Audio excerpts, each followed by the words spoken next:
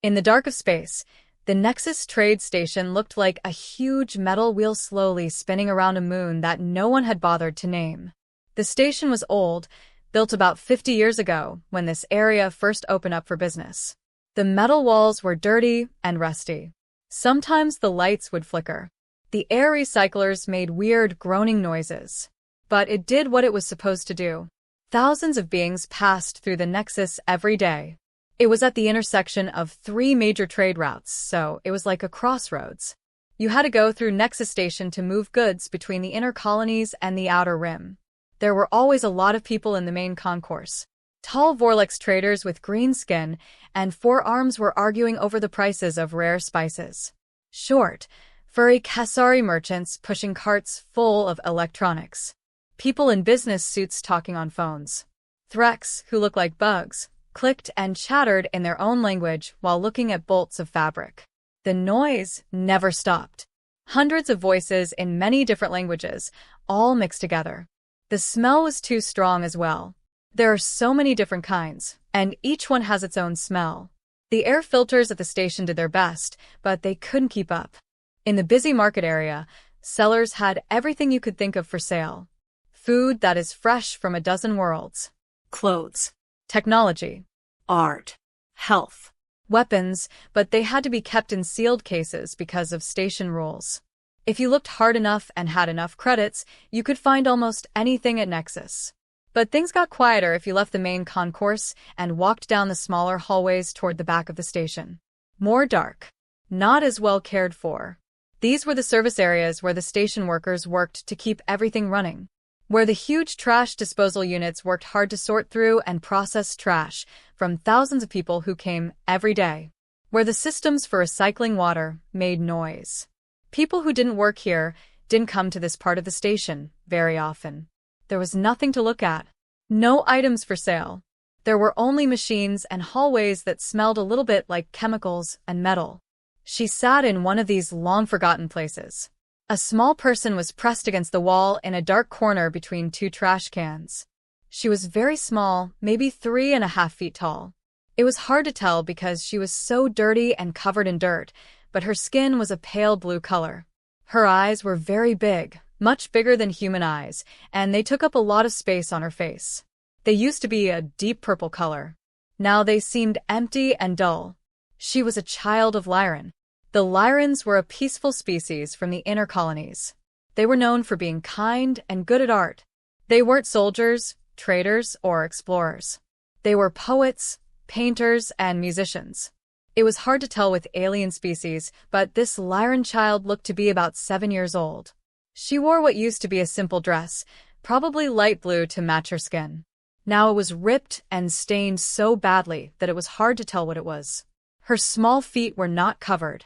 Every bone in her arms and legs was visible because they were so thin.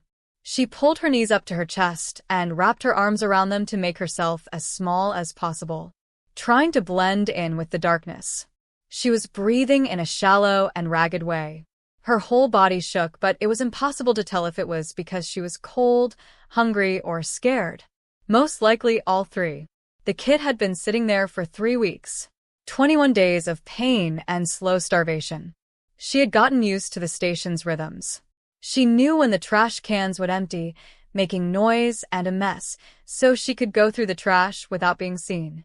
She knew where a pipe leaked clean water, so she could drink without having to go into places where people might see her and chase her away. She knew that a cleaning crew would come through around noon, so she had to hide deeper in the shadows, or they might tell security about her. She knew that the hallways were empty late at night, and she could move around more freely, but there wasn't much to find in the dark. People walked by her hiding place every day. A few, but not many. Workers at the station going to and from their shifts. Maintenance crews are checking the systems. Security guards are on duty. They saw her. She knew they did. She would watch them go by with her big purple eyes. Would see them look at her for a second.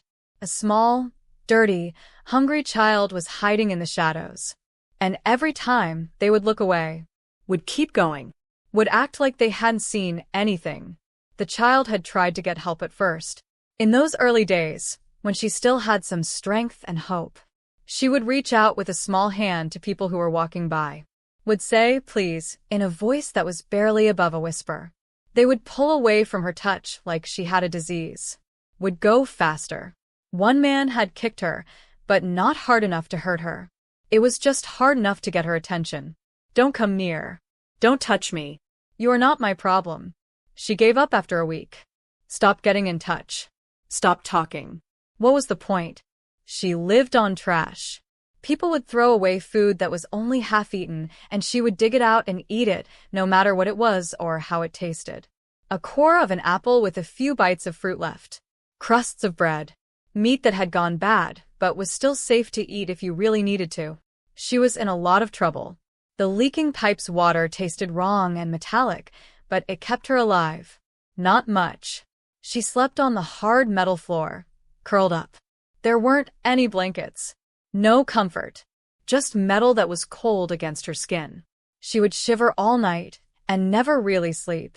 She would just drift in and out of consciousness. The kid didn't cry. The first few days she cried all her tears. Had cried for her dead parents. Had cried out in pain, fear, and loneliness. But no one came. No one cared. And in the end, she ran out of tears to cry. She just sat there now. Waited. She didn't know why. Maybe for death. Maybe for no reason at all. Time had no meaning anymore. She couldn't remember her name anymore. Did not remember what it felt like to be safe, warm, or full. This dark corner was her whole world now. This life of being cold, hungry, and hopeless. A person walked by on the 21st day. He was just a regular guy, nothing special about him. It could be 35 years old. He was dressed like a cargo loader, with dark blue coveralls that were dirty and greasy from hard work. His face was old and worn, with lines around his eyes from years of squinting at bright lights. His hands were rough and had calluses on them. His boots were old and worn out. He worked on the loading docks on Sublevel 3, and his name was Ben. 12-hour shifts, 6 days a week, loading and unloading cargo containers from ships that came to the station. It was hard, physical work that didn't pay enough to cover rent on a small apartment and food. Ben had been working at Nexus Station for 4 years. He worked hard, went home, slept, and came back the next day to do it all over again. He had learned not to ask too many things. Don't get involved in other people's affairs. There could be a lot of trouble at this station, and the best way to avoid it was to keep quiet. He was tired and looking forward to getting home to his small apartment and taking a hot shower after his shift. He had his lunchbox in one hand, but it was empty now. As usual, he ate everything during his break. Ben was going through the maintenance corridors to get to his destination faster. A lot of workers did. It cut the walk to the residential area by 5 minutes, which was a big deal when you were this tired. He wasn't paying much attention to what was going on around him. He had walked this way 100 times. He was just thinking about taking a shower and maybe watching something on his video screen before going to bed. Then he saw her. At first, his brain didn't get it right away. It was just a small shape in the dark near the trash bins. It was probably trash, tools, or something else. But then the shape changed a little, and Ben's tired brain understood what he was seeing. A kid. A little kid with blue skin was huddled against the wall, shivering, looking at him with big, scared eyes. Ben stopped moving. He stood there for a long time, just staring at her. At how skinny she was. How dirty it is. At how empty those big purple eyes were. He felt like he should keep walking. This wasn't his problem. He had his own problems. He has to pay his own bills. Getting involved would only make things worse. He thought about all the people who must have passed by this child. A lot of them. Perhaps hundreds. They all kept going. Everyone had agreed that it wasn't their problem. Ben moved forward. Then one more. He walked over to where the child was sitting and slowly knelt down in front of her. "Hey there," he said softly, keeping his voice calm and friendly. "Are you okay, kid?" The kid just looked at him. Did not move. Didn't say anything. It broke his heart to see how empty her eyes were. Ben took a closer look at her now. Saw how her skin showed her bones. Saw how she shook. Saw the dirt and grime all over her. "When was the last time you ate?" he asked, even though he was pretty sure he already knew the answer. The kid still didn't say anything. She just watched him, as if she thought he would hurt her or chase her away. Ben put down his empty lunchbox and opened the front pocket. He always kept a granola bar there in case of an emergency. Something small to eat if he got hungry between meals. He took it out and slowly unwrapped it so she wouldn't be scared. After that, he gave it to the child. "Here," he said. "Take it. It's fine." The kid stared at the granola bar, then at Ben. Then they went back to the bar. With a shaky hand, she reached out and took it from him. She put it in her mouth and bit it. And then another. Then she ate it as fast as she could, almost choking on it. "Easy," Ben said. "Take it easy. You'll get sick." But she couldn't stop. She quickly finished the granola bar and then looked at Ben with those big eyes, asking for more without saying a word. Ben's heart was breaking. He grabbed the water bottle that was on his belt. "Here, drink this." The child drank from the bottle in big gulps, and water ran down her chin. She drank it all. She looked at Ben again when she was done. And for the first time in 3 weeks, she said something. "Thanks," she said softly. It sounded like she hadn't used her voice in a long time. Ben felt something break inside of him. Something that had been hard and closed off. He looked at the small, sick child and made a choice. "Come on," he said as he stood up. "Come with me." The kid blinked in shock. It was like she couldn't believe what she was hearing. Ben put his hand out. "I'm not going to leave you here." The child took his hand after a long time. She had a weak but trusting grip. In that moment, Ben knew that his life would never be the same again. With the little blue child holding his hand, Ben walked through the station's hallways. As they walked by, people looked at them. Some people were curious, some with disgust. Some people just turned away quickly, because they didn't want to get involved. The girl walked slowly, and the metal floor made soft sounds as her bare feet hit it. Ben had to stop a few times to let her rest because she was so weak. He would kneel down and check on her every time he stopped. "Are you okay?" he would ask. She would nod, but Ben could tell that it was hard for her to keep walking. Every step made her legs shake. She was having trouble breathing. This kid needed to see a doctor right away. The main business district not far from the central hub was where the Nexus Station Medical Center was. It was a big place that served the thousands of people who came every day and the people who lived there full-time. The walls were clean and white, and the lights were bright, which made them seem harsh after the dark maintenance corridors. Ben pushed through the automatic doors while still holding the child's hand. There were a lot of people in the waiting area. A Vorlex merchant sat with his arm in a bandage. A woman rocked a baby who was crying. 2 Threx workers sat in the corner, their faces looking like bugs. Ben went up to the front desk. There was a tall, thin alien with gray skin and 3 eyes behind it. The receptionist was typing something on a computer screen and didn't look up right away. "Excuse me," Ben said. "I need help. Now is the time for this child to see a doctor." Finally, the receptionist looked up. All 3 of its eyes were on the little blue child next to Ben. The receptionist's face changed to look like she was disgusted. The receptionist said in a cold, robotic voice, "What is that?" through the translation device. Ben's jaw felt tight. That is a kid. A kid who needs to see a doctor. The receptionist looked the child up and down. "She is dirty.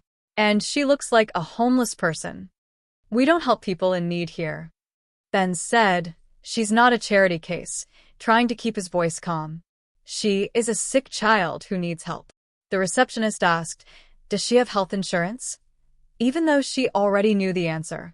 "No, but then she has to pay in full. The test costs 200 credits. More if treatment is needed." Ben's stomach dropped. 200 credits. He had about 30 credits in his account until the next payday, which was 5 days away. She doesn't have any cash. She's a kid. For weeks, she's been living on the streets. She needs help right away because she's sick and starving. The look on the receptionist's face didn't change. The rules at the station are very clear. No service without payment. She needs to leave if she can't pay. "Are you kidding me right now?" Ben's voice was getting louder. He could tell that other people in the waiting room were starting to look at him. She's 7 years old. She is going to die. Are you going to turn away a dying child because she doesn't have any money? The receptionist said in the same cold, robotic voice. I don't make the rules. I just make sure they are followed. Now, please get her out of here before I call security. Ben felt like a fire was burning inside of him. He wanted to reach across the desk and shake this cold-blooded thing until it showed some sign of kindness. He wanted to scream, to ask for, to help this receptionist realize that there was a sick child right in front of them.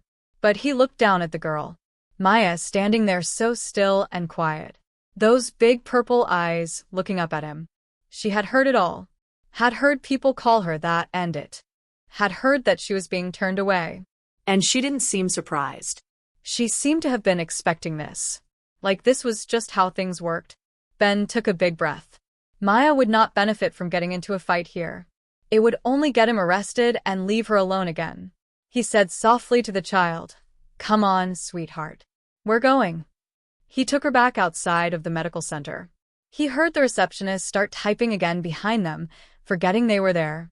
Ben stood in the hallway for a moment, lost in thought. Maya needed to see a doctor. She probably needed food, rest, and medicine. But he didn't have any money and couldn't get it quickly. Then he made a choice. He would bring her back to his place. He would do what he could on his own. It wasn't perfect, but it was better than nothing. Ben lived on level 7 in the residential area. One of the least expensive units on the station was this one. It's only one room, which is about 15 feet by 15 feet. There was a small kitchen area in one corner with a hot plate and a small fridge. A small bathroom with a shower, toilet, and sink. A bed that came down from the wall. That was all. But it was home. It was safe, warm, and dry. Ben opened the door and let Maya in. She was in the middle of the room, looking around with big eyes. She looked like she couldn't believe she was in a real home. Okay, Ben said, trying to figure out where to begin. First things first, you need to take a shower. You have to wash up. He went to the bathroom and turned on the water, changing the temperature until it was warm but not too hot. Then he went back outside. The shower is ready. Do you know how to use it? Maya nodded without saying a word. Okay. In there is soap and shampoo. Use as much as you need to. I'll get you some clothes. Ben went through his clothes while Maya was in the shower. Everything he had was way too big for a child his age. But he found an old shirt that would work as a dress for her. That would have to do for now. After about 10 minutes, he heard the shower turn off. Maya came out of the bathroom a few minutes later. His towel was too big for her and was dragging on the floor. Ben could see how pale she really was now that her blue skin was clean. Instead of the darker blue color that Lyrans usually have, this one was almost white blue. A sign that you aren't getting enough food. Ben gave her the shirt and turned around while she put it on. When he turned around, she was still there in his shirt, which went down to her knees. She looked small and weak. Ben asked, Are you hungry? Maya nodded her head. Ben went to the kitchen. He didn't have much. He had to be careful with his money. But he did have some rice, canned vegetables, and eggs. He made a simple fried rice by cooking everything together. It wasn't fancy, but it was hot and filling. He put a plate in front of Maya and watched as she picked up the fork. This time she ate slowly, like he had told her to do. But he could tell that she was really hungry and that it was hard for her to eat slowly.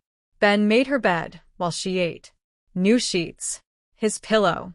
The blanket he had that was thin. He said, You can sleep here. I'll sleep on the floor. Maya stopped eating and looked up. Where will you sleep? I have some blankets I can use. Don't worry about me. Ben could tell that Maya was very tired after she ate. Her eyelids were heavy. Her small body was moving back and forth. Come on, he said softly. Time to go to bed. Maya got into bed. It was the first real bed she had slept in 3 weeks. The sheets were smooth. The pillow felt good. She closed her eyes and curled up into a small ball. Ben pulled the blanket up over her. Get some sleep, okay? You're safe now. Maya's eyes opened a little. She whispered, What is your name? I'm Ben. I am Maya. Nice to meet you, Maya. With those big purple eyes, She looked at him. Why are you helping me? Ben sat down on the bed's edge. He thought about the question. What made him want to help her? Everyone else had already gone by. Everyone else had made up their minds that she wasn't their problem. Because you needed help, he said simply. And because it's the right thing to do. But I'm not a person, Maya said.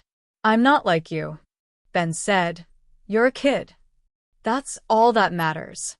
Maya looked at him for a long time. Then a single tear fell down her blue cheek. Thanks, she said softly. Ben's own eyes were getting wet. He reached out and softly patted her on the shoulder. Get some sleep. Everything will be fine. Maya closed her eyes and fell asleep in a matter of minutes. Ben sat there for a while, just watching her sleep. This little, weak child who had been through so much. Ben did his best to take care of Maya over the next few days. He went to work every day and came home during his lunch break to see how she was doing. He spent his money on food to buy things for her. Real food. A pair of shoes that are cheap and kind of fit. A jacket because she was always cold. His co-workers saw that something was off. Ben would sometimes eat lunch with them. Now he was always in a hurry. He seemed more tired than usual.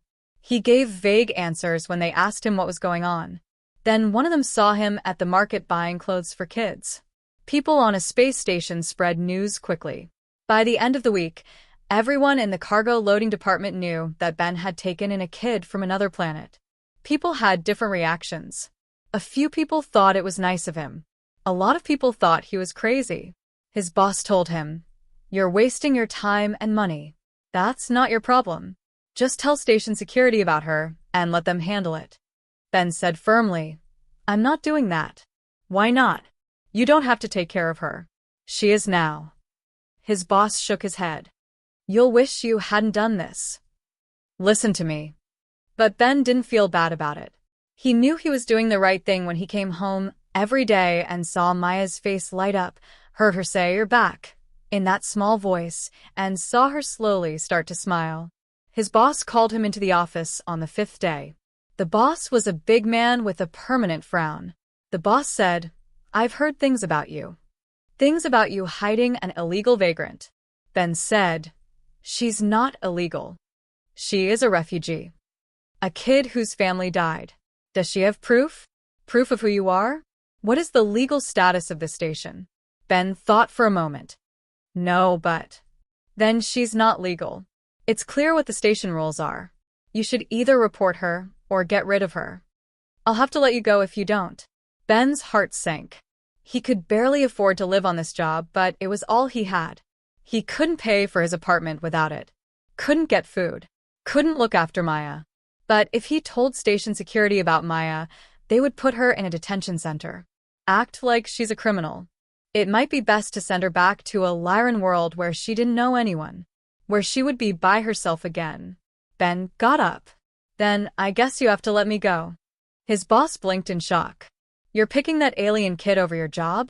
"Yes," Ben said without any more. "I am." "You're making a big mistake." "Maybe," Ben said. "But it's my fault." He left the office with his heart racing. He had just left his job. Had just thrown away the only thing that made him money. For a kid he had only known for less than a week. People thought he was crazy. He might have been. But when he got home and Maya ran to hug him, Ben knew he had made the right choice. She smiled up at him with love and trust. No matter what happened next, they would face it together. Ben didn't know it at the time, but someone was watching him that day at the hospital. Someone with an optical implant that had a camera built into it was recording everything they saw. The person was a Kasari reporter who worked for one of the smaller galactic news networks.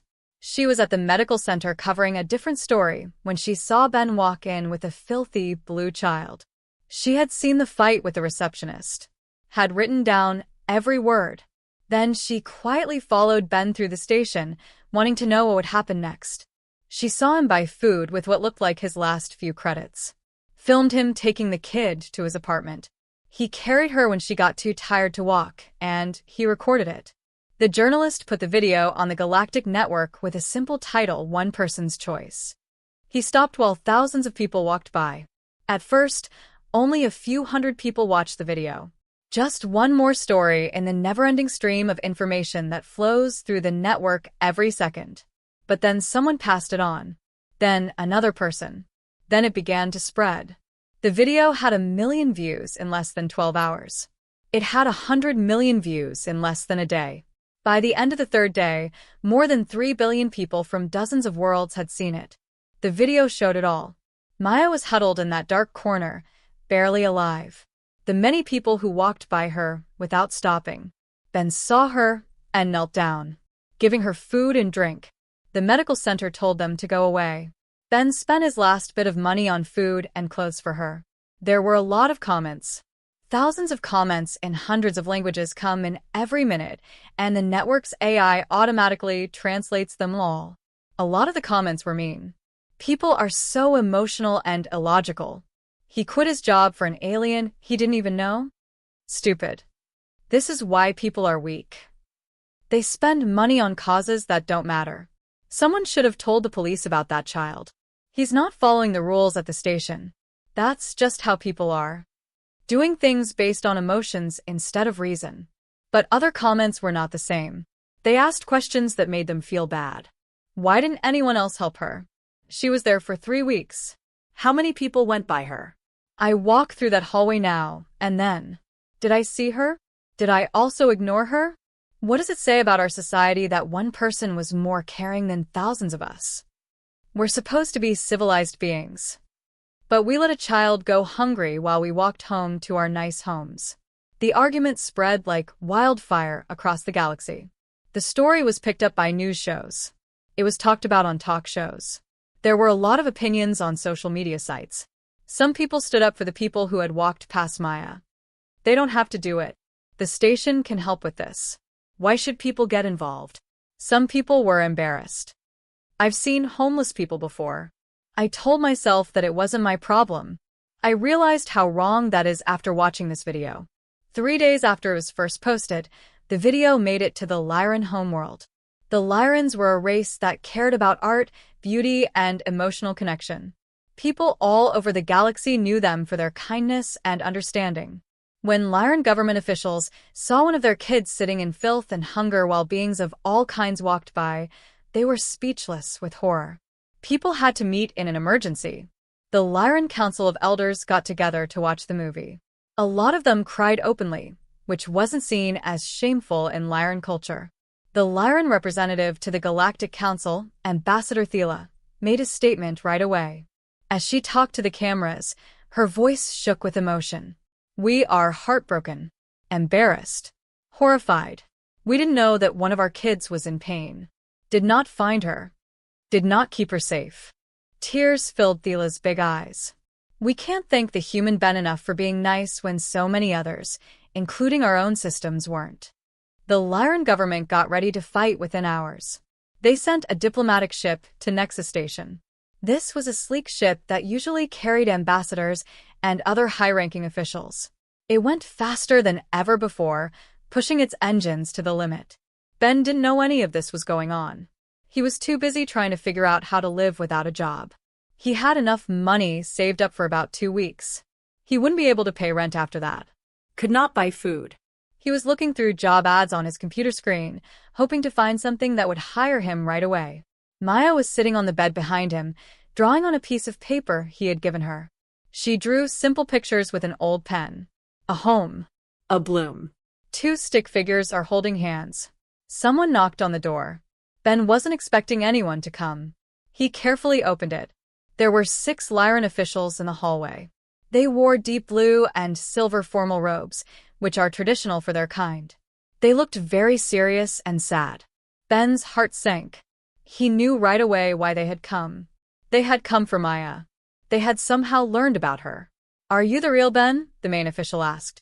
He was called Counselor Varen on his name tag. Yes, Ben said, already standing in the doorway to block their view of the room. What do you want? Varen said, we have come for the child Maya. We know she's here with you. Ben said right away, you're not taking her. He spoke with confidence, but his hands were shaking. Please understand that we are her people. She is Lyran. She is one of us. Her people. Ben felt his anger growing. Her people let her die. She sat in a hallway for 3 weeks. Hungry. It's freezing. By herself. And where were you? Where was your government? Where were her people then? The Lyran officials looked like they were in pain. Counselor Varen's big eyes were sad. You have every right to be angry. We let her down. Our systems let her down. We are very sorry for that.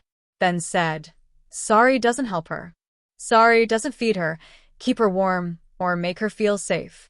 I did that. Me. One person who actually looked at her instead of just walking by. Maya had heard the sounds. She came to the door and looked around Ben's legs. She held Ben's hand tightly when she saw the Lyran officials. When Counselor Varen saw her, his face changed. He got down on one knee, which made him shorter and less scary. Hey there, little one. My name is Varen. We've been looking for you. Maya pushed herself against Ben's leg. She said softly, I don't want to go. We are your people, Varen said softly. We want to help you. Give you a nice place to live. You belong with other Lyrans. No, Maya said, her voice small but sure. I want to be with Ben. He's part of my family now. The people in charge of the Lyran looked at each other. One of them, a woman with kind eyes, came forward. Child, he is not Lyran. He can't understand what you need. Your way of life. How to properly raise you. Maya said, he already took care of me. He gave me food when I was hungry. He kept me warm. He made me feel safe. That's what families do. Ben's throat felt tight. He looked down at Maya, this little blue girl who had become so important to him in such a short time. Counselor Varen got back up. He gave Ben a look that was hard to read. You care about her? Yes, Ben said simply. Even though she isn't a person. Not your kind. She's just a kid. That's all that counts. For a long time, Varen was quiet. Then he slowly nodded. Okay. We won't make the child leave if she wants to stay with you. Ben felt better right away. Thanks. But, Varen said, we can't just leave. She is still Lyran. Her people still need to support her. We insist on helping. What kind of help? Ben asked carefully. A younger official than Varen stepped forward with a tablet. We have already set up a fund to help pay for Maya's care. Costs of medical care. Schooling. Food. Clothes. Anything she wants. It will be put into an account in your name. Ben said. I don't want your charity. Varen said firmly. It is not charity. We are responsible for it. Our duty to one of our own. We let her down once. We won't let her down again. The young official kept reading from his tablet. We would also like to offer you a job as a cultural liaison, helping people and Lyrans understand each other better. The job pays a lot and comes with a housing allowance. Ben blinked. Are you giving me a job?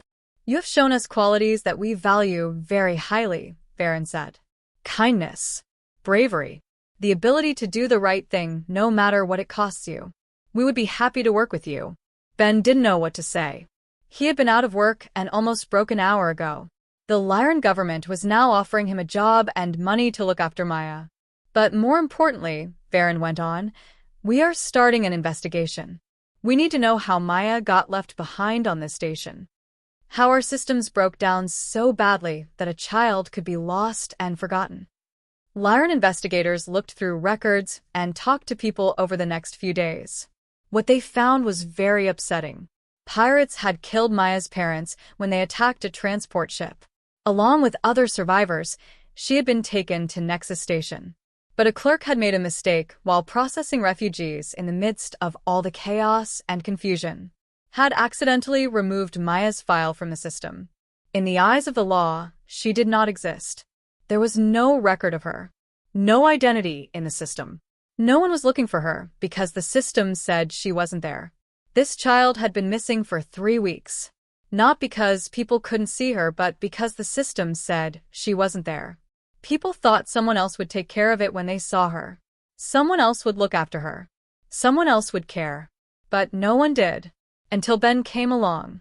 The investigation found that in the past 5 years, system errors had caused the loss of 17 other children in the same way. Most of them were found eventually, but 3 of them had died. They died alone and were forgotten because of mistakes made by the government. The scandal shook up the Lyran government. People in charge quit. There were new rules put in place. The whole system for processing refugees was changed. And it all happened because one person stopped to help a hungry child while thousands of others walked by. Now the story spread even more. The Lyran government's answer made news all over the galaxy. Other kinds of life started looking at their own systems. How many kids had they lost? How many beings had slipped through the cracks? Ben watched all of this on the news, still a little shocked. He had only wanted to help a kid who was hungry. He didn't mean to start a galaxy-wide search for truth. Maya sat next to him on the couch and ate a real meal. She was starting to put on weight. Her skin was turning a darker blue, which is a better color. She smiled every now and then now. "Ben," she said. "Yeah. Are you my dad now?" Ben could feel his eyes getting wet. He wrapped his arm around her small shoulders. "Yes, kiddo. I guess I am." Maya leaned against him, feeling safe and happy. Ben realized that losing his job was the best thing that had ever happened to him, because it brought him to her. For this little blue child who needed someone to care. Taking care of her had given his life a purpose he didn't know he needed. The galaxy could talk about, argue about, and think about things. But Ben knew the truth was easy. A kid needed help. And he had helped. That was it. The video of Ben and Maya didn't just go viral and then fade away like most things on the internet. It kept going around. People kept sharing it. People kept talking about it. People couldn't ignore it because it made them feel bad. Other stories started to come out within a week. Stories that had been hidden before, but now were very important. A reporter from Threx looked into the colony world of Kasara Prime. She found 23 kids who had lost their parents living in the sewers under the capital city. 23 kids who lived by stealing food and sleeping in sewer pipes. People knew there were kids there, but they chose to ignore them. The headline of the story was, "If it happened on Nexus, it's happening here too." A human reporter on Earth Station 7 found 15 alien refugee kids living in an empty warehouse. They had been there for a long time. Security guards knew about them, but didn't tell anyone because it wasn't their job. Activists found out that the government-run orphanages on the Vorlex homeworld were so poorly funded that the kids only got 1 meal a day. Sometimes not as much. The facilities were too full, not enough staff, and falling apart. Telling stories over and over. One world after another. The same thing happens everywhere. Children who have been forgotten. Pain was ignored. Systems that let the most vulnerable people down. And everyone was asking the same thing. If a person with no money and no power could help one child, what was everyone else's excuse? The Galactic Council held an emergency meeting. In the huge council chamber on the neutral station of Concordia, representatives from 200 different species met. The session was shown live all over the galaxy. The argument went on for 3 days. Some representatives said that it was not the council's job to take care of orphans, but rather the job of individual worlds. Some people said that this was a moral crisis that needed to be dealt with right away. On the 3rd day, a vote was finally called. The measure passed with a huge majority. The law was officially called the Child Welfare Protection Act, but everyone called it something else. Maya's Law. The law was easy to understand but covered a lot of ground.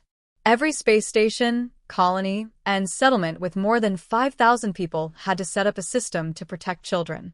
Any child who needed it had to have food, shelter, and medical care. No questions asked. No need to pay. If stations didn't follow the rules, they would lose their galactic trading licenses. Worlds that didn't follow the law would have to pay fines. The punishments were so harsh that even the most unwilling governments had to follow them. Help centers began to open all over the galaxy within 6 months. At first, they were simple.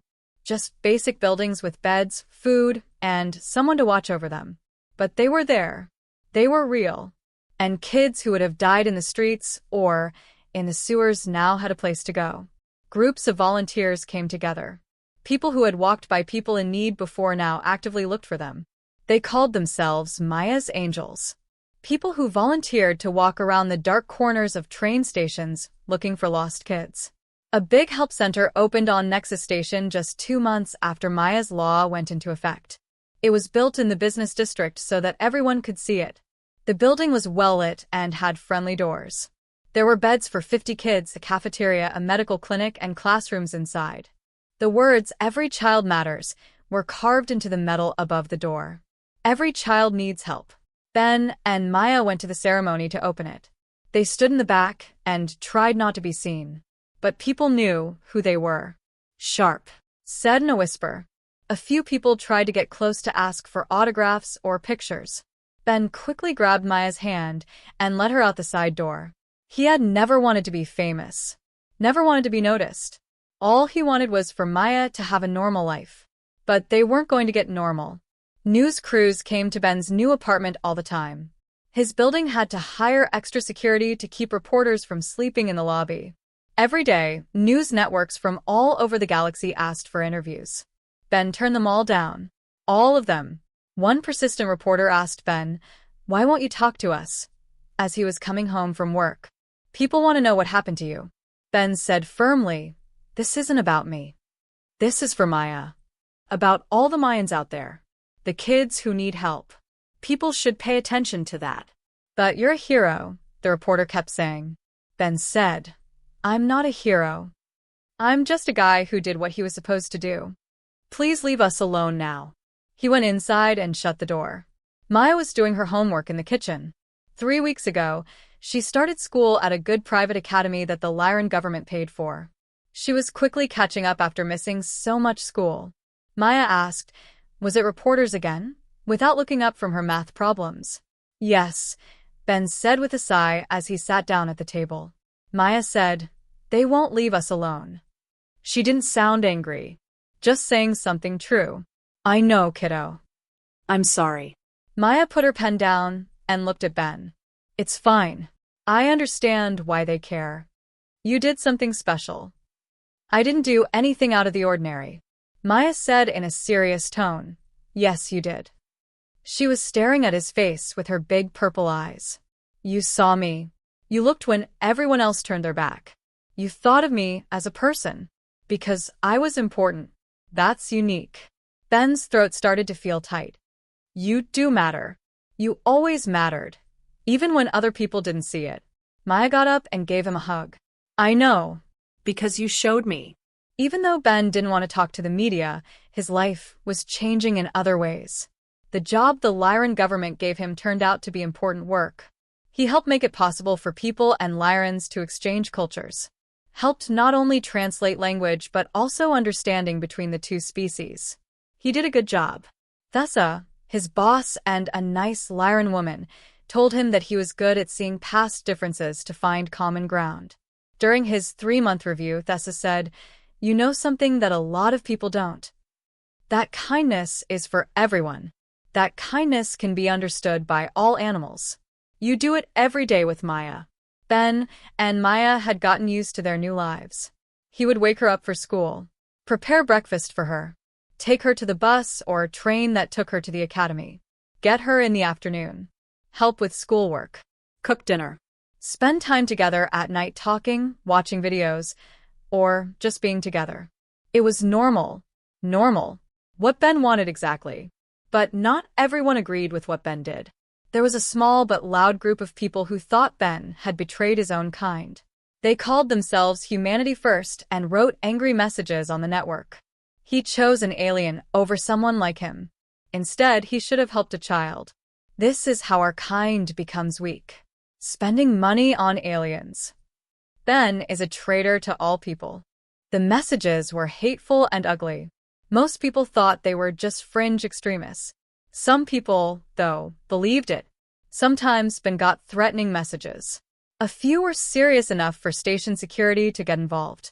One day, a person came up to Ben in the market. The man was about 50 years old, overweight, and had angry eyes. The man yelled, "You should be ashamed." People stopped to look. Letting an alien in while human kids go hungry. Ben spoke in a calm voice. "There are also programs for kids. I agree with them. You chose an alien over your own kind. I picked a hungry child over doing nothing, Ben said. Her kind didn't matter. It was her pain that mattered. You're a traitor. Ben said simply, I'm a father. And I'm done talking. He left. Ben didn't pay attention to the man who kept yelling. He had learned that some people would never get it. That was their problem, not his. But most people liked it.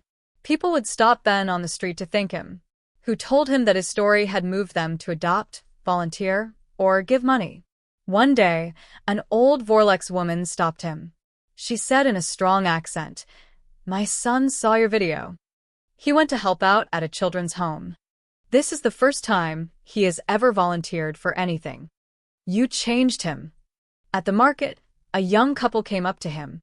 The woman said, We were thinking about adopting. We didn't know, but seeing you and Maya gave us strength. Next month, we're going to adopt 2 Kesari siblings.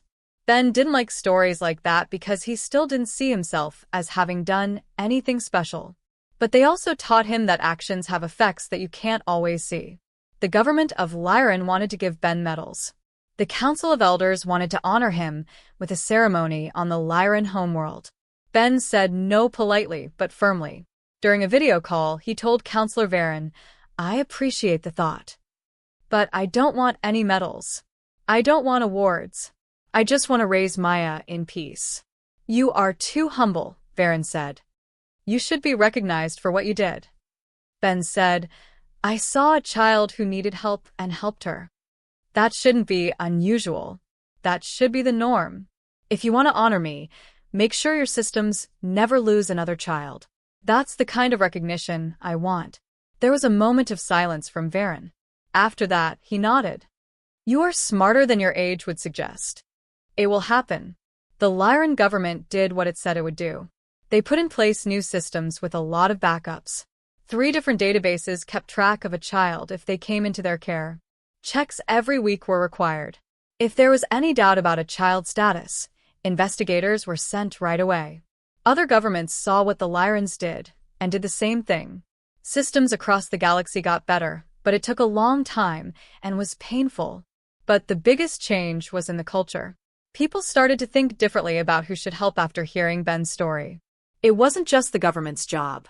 Not just help with social issues. Everyone had a part to play. You helped when you saw someone in pain. You didn't walk by. You didn't think someone else would take care of it. You stopped.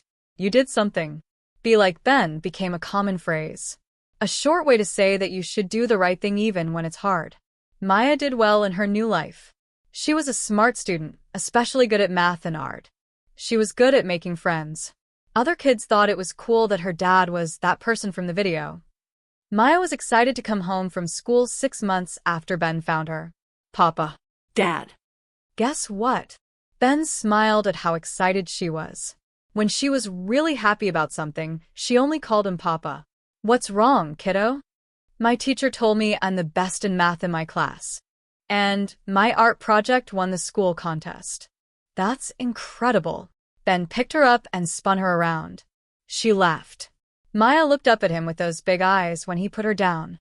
Papa, can I talk to you? Of course. Can we make it official? What about the adoption? I really want to be your daughter. Not just being with you. Ben could feel his eyes getting wet. I'd like that too. The process of adopting was surprisingly easy. The Lyran government had already checked everything out. Within a week, they agreed to the adoption. The event was small. There were only Ben, Maya, Counselor Varen from the Lyran government, and a judge. It wasn't in a courtroom. It was in the judge's chambers. Easy and casual. Maya hugged Ben so tightly that he could hardly breathe when it was all over and the papers were signed. She whispered, I'm yours now. Really yours? Ben whispered back. You were always mine. From the first time I saw you. Ben changed Maya's official papers that night. Now, her full name was Maya Chen. She had his last name. She was his daughter, in every way that counted. They had ice cream and a movie to celebrate. Not much. A normal night for a father and daughter. And that was exactly what Ben wanted. Normal. A calm life. But the galaxy made sure that his story lived on. Because what Ben did was important. It showed that one person could change things. That kindness didn't mean being weak. That the right choice was often the hardest one, but it was still worth it. Schools all over the galaxy would teach about Maya's law years later. Would show the video of Ben finding Maya. Would talk about what it meant to be responsible for other people. And kids all over the world learned a simple lesson. If you see someone who needs help, you help them. Because that's what good people do. Ben did that. And it made the galaxy better. 5 years changed everything and nothing at the same time. Maya was 12 years old now. She had grown taller, though she was still small for her age. Her pale blue skin had deepened to a healthier shade. Her large purple eyes were bright and alert, no longer dull with hunger and despair. Her body had filled out properly with regular meals and good medical care. She attended the Concordia Academy, one of the best schools on Nexus Station. The Lyran government paid her tuition, but Maya had earned her place there through hard work and intelligence. She was consistently at the top of her class in mathematics and biology. She had friends from half a dozen different species. Human kids, Vorlex kids, Kasari, even a Threk student who was notoriously difficult to befriend. Maya's bedroom wall was covered with certificates and awards. Academic achievements. Art competitions. A citizenship award for volunteering at the local help center every weekend. Ben had offered to put them in frames, but Maya liked them just pinned to the wall. She said it felt more real that way. She lived in a comfortable apartment with Ben, not the tiny one-room place where he had first brought her. The Lyran government had provided a larger unit with 2 bedrooms, a proper kitchen, a living room with big windows that looked out at the stars. It was more space than Ben had ever imagined having. But despite all the changes, despite the comfort and security, Maya had not forgotten. She remembered those 3 weeks in the dark corner. The cold, the hunger, the fear, the feeling of being invisible while hundreds of people walked past. She had nightmares sometimes. Would wake up crying, convinced she was back in that alley. Ben would come into her room and hold her until she calmed down, reminding her that she was safe, that she was home, that he would never let anyone hurt her. "I'm sorry," Maya would say, embarrassed by her tears. "Don't be sorry," Ben would tell her. "What you went through was traumatic. It's okay to still feel it sometimes. Does it ever go away?" "I don't know," Ben said honestly. "But it gets easier. And you're so much stronger than you think." Ben's life had changed too. His work as a cultural liaison had evolved into something bigger. He now directed the Interspecies Children's Advocacy Network, an organization that worked to protect vulnerable children across the galaxy. He traveled sometimes, giving talks, advising governments, helping set up new programs. But he never traveled for more than a few days at a time. He always came home to Maya. That was his priority. His daughter came first, always. People still recognized him sometimes. Still wanted to talk about what he had done 5 years ago. Ben was always polite but brief. He did not like the attention. Did not think he deserved it. One Saturday morning, Ben suggested they visit Nexus Station's commercial district. Do some shopping, maybe catch a movie. Maya agreed, but as they walked through the familiar corridors, she slowed down. "Papa," she said quietly, "can we go to the other part of the station? The service corridors?" Ben understood immediately. "Are you sure?" Maya nodded. "I want to see it. I think I need to." They walked together through the busy markets, past the shops and restaurants, down into the less traveled areas of the station. The corridors got dimmer, quieter. The air smelled of recycled water and industrial cleaners. Maya's hand gripped Ben's tighter as they walked. Her breathing got faster. Ben could see she was struggling, facing this place that held such terrible memories. Then they turned a corner, and Maya stopped completely. The dark alcove where she had huddled for 3 weeks was gone. In its place was a building. A real building with clean walls and bright lights and wide-open doors. Above the entrance was a metal plaque that read, "Maya's Haven. Because every child matters." Maya stared at it with tears in her eyes. "They named it after me?" "They did," Ben said softly. "This whole building exists because of you. Because your story made people realize things had to change. They walked inside together. The interior was warm and welcoming. To the left was a cafeteria where children of various species were eating lunch. Volunteers served food with smiles and kind words. To the right was a medical clinic where a doctor was examining a young Kasari child. Straight ahead were sleeping quarters with rows of clean beds. A human woman in her 50s approached them. Her name tag read Director Lisa Chen. She smiled when she saw Ben and Maya. Mr. Chen. And Maya. What a wonderful surprise. Are you here for a tour? Just visiting, Ben said. Maya wanted to see the place. Director Chen's expression softened. Of course. Please look around as much as you want. We're currently housing 23 children. Some short-term while we locate family. Some longer-term while we arrange permanent placements. As they walked through the facility, Maya saw children everywhere. A small Vorlex boy playing with blocks. 2 human sisters reading books together. A Threx child being fitted for new shoes by a volunteer. All of them safe. Federal cared for. Maya stopped walking suddenly. In a corner of the common room, a small child sat alone.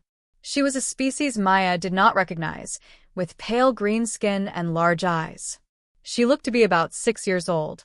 She sat with her knees pulled up to her chest, arms wrapped around them, trying to make herself small. Maya recognized that posture. That was how she used to sit. That was the body language of a child who had learned not to expect help, who had learned to be invisible. Without saying anything to Ben, Maya walked over to the child and sat down on the floor next to her. The child flinched slightly, but did not run. Hi, Maya said gently. My name is Maya. What's yours? The child looked at her with huge, scared eyes. Nala, she whispered. That's a pretty name. Are you okay, Nala? The child shook her head slowly. I'm scared. I know, Maya said. I was scared too when I first came to a place like this. But you're safe here. These people are good. They'll help you. Promise. Nala's voice was so small. I promise. You know how I know? Because I was like you once. I was alone and hungry and scared. And someone helped me. So now I help others. That's how it works. Maya stood up and held out her hand. Come on. Let's get you some food. You look hungry. They have really good sandwiches here. Nala hesitated, then took Maya's hand. Maya led her to the cafeteria and got her a plate of food, sat with her while she ate, talked to her about nothing important, just gentle conversation to help her feel less alone. Ben watched from across the room, his chest tight with emotion. His daughter, once so broken and lost, was now helping another lost child. The cycle continuing. Pain transforming into compassion. Director Chen stood beside him. She's remarkable, your daughter. She is, Ben agreed. She's been through hell and came out of it wanting to help others. I don't know how she does it. She learned from the best, Director Chen said, looking at Ben. You showed her what kindness looks like. Now she's passing it on. After an hour at Maya's haven, Ben and Maya headed home. Maya was quiet on the transport, looking out the window at the stars passing by. You okay, kiddo? Ben asked. Yeah, Maya said. I was just thinking about Nala, about all the kids like her. There's so many, aren't there? Even with all the new laws and help centers, there are still so many children who need help. There are, Ben admitted. The galaxy is a big place. We can't save everyone. But we can save some, Maya said. She looked at Ben with determination in her eyes. I want to do more, Papa. When I grow up, I want to help kids like me. Kids like Nala. Kids who everyone else ignores. What do you want to do? Ben asked. I want to be a doctor, Maya said. A doctor who helps children. Especially children that nobody else wants to help. The forgotten ones. Ben smiled. You'll be amazing at that. You think so? I know so. Years passed. Maya kept that promise to herself. She graduated from the Concordia Academy at the top of her class. Received scholarship offers from universities across the galaxy. She chose the Lyran Medical Institute, one of the most prestigious medical schools in known space. Medical school was brutal. 8 years of intense study, long hours, exhausting rotations. Maya worked harder than anyone in her class. While other students complained about the workload, Maya pushed through. She remembered why she was doing this, who she was doing it for. She specialized in pediatric medicine with a focus on trauma care, learned how to treat children who had been through terrible experiences, how to heal not just their bodies but their minds and spirits. After graduation, Maya could have taken a comfortable position at any major hospital. The offers came pouring in. High salaries, prestige, comfort. She turned them all down. Instead, Maya took a position with Galactic Doctors Without Borders, a volunteer organization that sent medical professionals to the poorest, most dangerous, most forgotten parts of the galaxy. Ben was worried when she told him, "It's dangerous work. Some of those places. Maya, I don't want to lose you." "You won't lose me, Papa," Maya said. "But I have to do this. There are children out there suffering right now. Children like I was. I can help them. I have to help them." Ben understood. How could he not? She was doing exactly what he had taught her to do, seeing suffering and choosing to help instead of looking away. "I'm proud of you," he said, hugging her tight. So incredibly proud. Maya spent the next 15 years traveling across the galaxy. She set up mobile medical clinics in refugee camps, treated children in war zones, opened permanent clinics on forgotten colony worlds where no other doctors would go. She became known as the Doctor of the Forgotten. Children who had been abandoned or orphaned or lost knew that Dr. Maya Chen would help them, would see them, would care. She never charged for her services. Funding came from donations, grants, and her own speaking fees. Maya gave talks about her work, about the children she helped, and people donated generously. But she always told them the same thing. Don't just give money. Get involved. Volunteer. When you see someone who needs help, stop and help them. One person can make a difference. I know because one person made a difference for me. Ben watched his daughter's work from afar, following her travels on the news, reading her reports, talking to her on video calls whenever the connection was good enough. "I miss you, Papa," Maya would say during their calls, sometimes from a tent clinic on some remote world. "I miss you too, kiddo. But you're doing important work. I'm so proud of you. I learned from the best." "No," Ben would say. "You're better than me.